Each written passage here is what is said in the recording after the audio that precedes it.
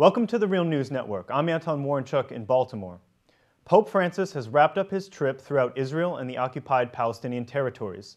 His trip was notable for a direct flight from Jordan to Bethlehem, and during his time there he laid a wreath at Theodore Herzl's grave, prayed at the separation barrier, and called for peace while standing alongside Palestinian President Mahmoud Abbas.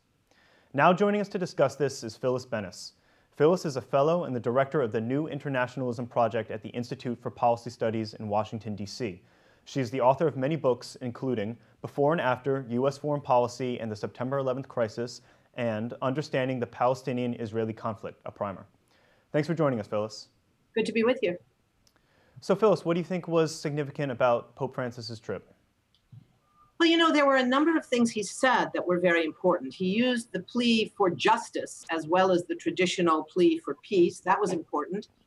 He issued an invitation to meet with him at the Vatican to Palestinian leader Mahmoud Abbas and Israeli President Shimon Peres, although interestingly not to the Israeli Prime Minister. But aside from everything he said, this was really all about the visuals. That was the most important thing, starting with what you mentioned, his flight directly from Jordan by helicopter directly to Bethlehem, meaning he did not go through the Israeli-controlled border crossing over the Jordan River into the West Bank. He didn't acknowledge that Israeli control of the Palestinian territories. That was very important. That was very important orchestration. But the other thing that I think was perhaps the most important was his decision to stop the Pope Mobile, get out and go directly to what the Palestinians call the apartheid wall, lean up, lean his head against the wall and pray there. There had been a running battle going on for several nights between Palestinian kids in Bethlehem and the Israeli soldiers who were trying to whitewash the graffiti on the wall. And the kids would come back and repaint it. And by the time the Pope came, the kids had won, the graffiti remained, it had not been whited out, and he prayed next to graffiti that said, apartheid wall and Bethlehem is like the Warsaw Ghetto, because now the apartheid wall almost surrounds much of Bethlehem. And there was a very strong concern from people in Bethlehem, from the Palestinians, that the Pope see that and recognize it and be confronted with that. So it was very important. He met with refugees from a number of camps in the area. He went to Dheisheh camp and met with refugee children. That was all incredibly important. But I think the most important single thing was his confrontation with the wall that the Palestinians call the apartheid wall. Ironically, of course, Israelis do too. They just use different language. The Israelis call it hafrada, which means separation. Palestinians call it apartheid, which means separation in Afrikaans instead of in Hebrew. So everybody calls it the same thing. But it was a very powerful moment. Now, not surprisingly, the Israelis tried very hard to get some of what they consider balance on the trip. So along with the usual sort of diplomatic sites, they took the Pope to the Yad Vashem Holocaust Memorial. They took him also to the newer memorial for Israeli victims of terrorism. And that was, you know, that's the usual place they take diplomatic visitors. But they also did something else. They took him to lay a wreath at the grave of Theodore Herzl.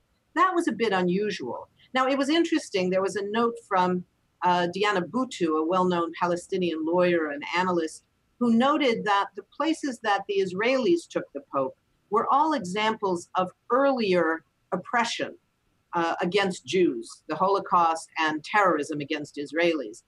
The wall represents the current oppression of Palestinians. So that was a very interesting note. The one thing that I had wished would have been different, and this was an extraordinary visit, very different than earlier Pope's visits.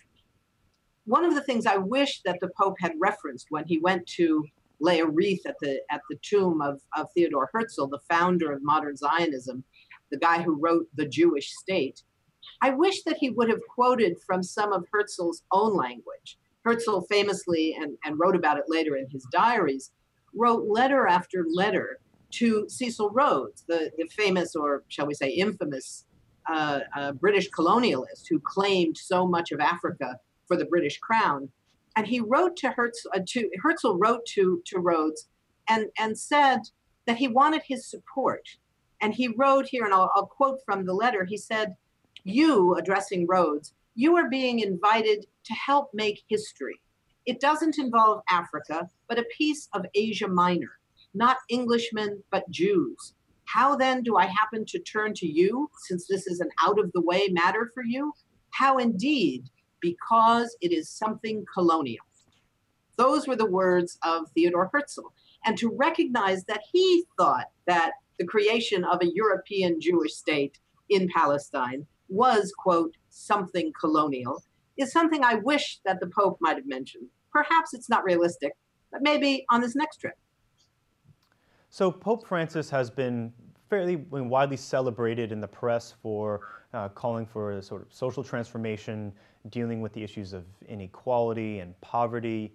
But how much does this trip to Israel and the occupied territories show like a marked departure from a past Vatican policy? Because from what I understand, Pope Francis was still calling for the two-state solution, which I don't think, if I understand correctly, isn't much different from Vatican policy for the past few decades. Well, I think on that level it's true, but I think there were significant differences. Many of the things that the Pope referenced were more consistent with some of his earlier statements about issues of inequality and social justice. Now, we should keep in mind this is still the Catholic Church. Nobody's talking, this Pope is certainly not talking about equality for women, equality for gay people, although he did make that rather extraordinary statement about who am I to judge? Well, you're the Pope. Other popes have said they could judge. He said, who am I to judge? So that was good. Women still can't be priests. There's still huge problems in terms of equality for women and gay people in the Catholic Church.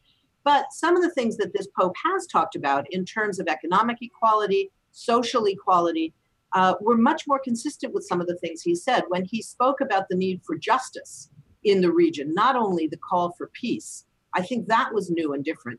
In the past, popes have gone to the region and have really focused on rebuilding the relationship with Israel.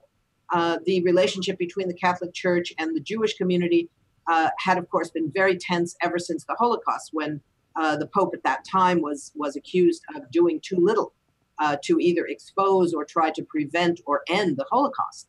So much of the focus was trying to rebuild the relationships with Israel. This time it was very clear that this Pope saw his relationship with the Palestinians, not only Christian Palestinians, as earlier popes have rather limited their vantage point, not only Christian Palestinians, but Palestinians as a whole, was as important to him as the relationship with Israel. Okay, Phyllis, thank you very much for that report. Thank you. And thank you for joining us on the Real News Network.